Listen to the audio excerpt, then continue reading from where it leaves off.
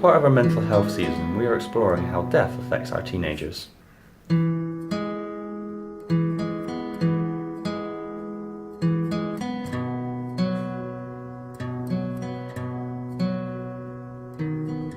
In tonight's episode, we will be talking to a teenager, adult and expert about suffering with bereavement.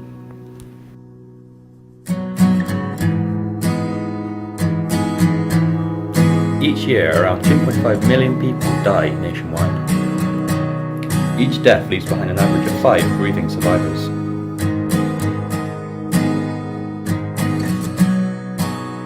We visited a 17-year-old college student named Curtis who was experiencing suffering with bereavement. My name is Curtis Robbins and I'm 17 years old. I've lost my grandmother. I lost her when she was 68 and I was 7 years old when I lost her.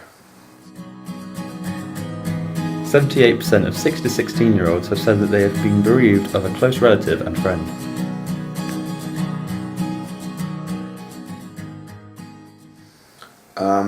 It was at my dad's house when I found out, and it was a bit sad because he came in with the news and it was just quite sad actually, knowing about it.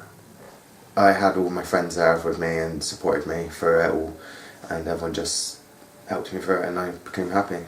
Some social workers and my mother helped me as well, so they came and talked to us about everything and made sure that was right. 41% of teenagers said they received help from a social worker or school when they were grieving. Next, we visited a student support worker at Hannah Woods Academy to explain what teenage students go through. It's absolutely devastating, and there's kind of not one typical thing. It's not only about losing someone, but it's also about how that will change their life. So if someone came to me and they'd lost a parent or a loved one, I would ask what they wanted. I would try and find out what it was they were looking for. But a typical piece of work that I will do with students around bereavement involves kind of working through a sort of a little booklet really, and it just looks at different thoughts and feelings. It helps them to remember their loved one and connect with their loved one again and kind of revisit younger times for the student that they'd experienced with their loved one. And then they might also choose to do something like a memory box, so that would be about putting things in the box that, either photographs or things that were symbolic to that person. And then they can kind of keep their little work booklet that they've done, they can keep that in the box too and just get the box out and go through it all. It's just kind of a tool really to help somebody work through some of those processes. But grief affects people in all sorts of different ways. I've experienced it myself and I was really, really angry for a very long time. So I think it's not thinking we need to look for somebody behaving in a particular way.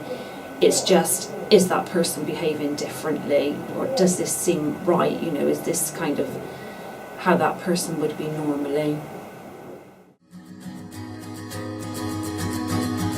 95% of parents say that when their child loses a close relative or friend, they notice differences in their behaviour.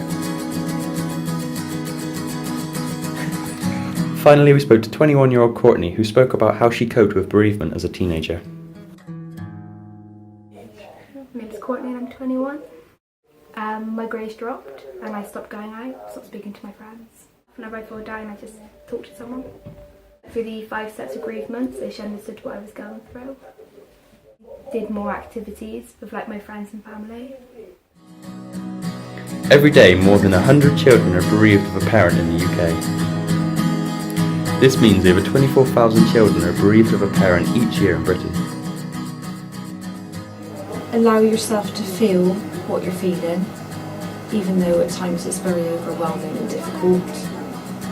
Know that it will pass, but don't isolate yourself.